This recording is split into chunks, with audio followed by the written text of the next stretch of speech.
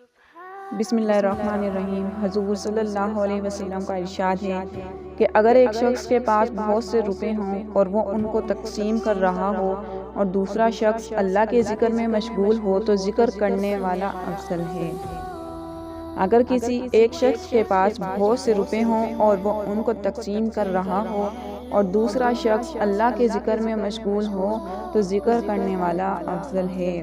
یعنی اللہ کے راستے میں خرچ کرنا کتنی ہی بڑی چیز کیوں نہ ہو، لیکن اللہ کی یاد اس کے مقابلے میں بھی افضل ہے۔ پھر کس قدر خوش نصیب ہیں وہ مالدار اللہ کے راستے میں خرچ کرنے والے، جن کو اللہ کے ذکر کی بھی توفیق نصیب ہو جائے۔ ایک حدیث میں ہے کہ اللہ تعالیٰ شانو کی طرف سے بھی روزانہ بندوں پر صدقہ ہوتا رہتا ہے اور ہر شخص کو اس کی حیثیت کے موافق کچھ نہ کچھ عطا ہوتا رہتا ہے، لیکن کوئی عطا اس سے بڑھ کر نہیں کہ اس کو اللہ کے ذکر کی توفیق نصیب ہو جائے۔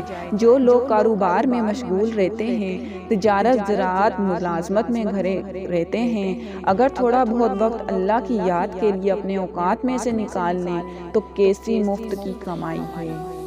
دن رات کے 24 گھنٹوں میں سے 2-4 گھنٹے اس کام کے لیے نکال لینا کون سی مشکل بات ہے۔ آخر فضولیات میں بہت سا وقت خرچ ہوتا ہے، اس کارآمد چیز کے واسطے وقت نکالنا کیا دشوار ہے؟ ایک حدیث میں حضور صلی اللہ علیہ وسلم کا ارشاد ہے کہ اللہ کے بہترین بندے وہ ہیں جو اللہ کے ذکر کے واسطے چاند، سورج، ستارے اور سایہ کی تحقیق رکھتے ہیں، یعنی اوقات کی تحقیق کا اہتمام کرتے ہیں۔ اگرچہ اس زمانے میں گھڑی گھنٹوں کی کثرت نے اس سے بے نیاز کر دیا، پھر بھی فی الجملہ واقفیت ان چیزوں کی مناسب ہے کہ گھڑی کے خراب اور غلط ہو جانے کی صورت میں اوقات ضائع نہ ہو جائے۔ ایک حدیث میں آیا ہے کہ زمین کے جس حصے پر اللہ کا ذکر کیا جائے وہ حصہ نیچے 7 زمینوں تک دوسرے حصوں پر فخر کرتا ہے۔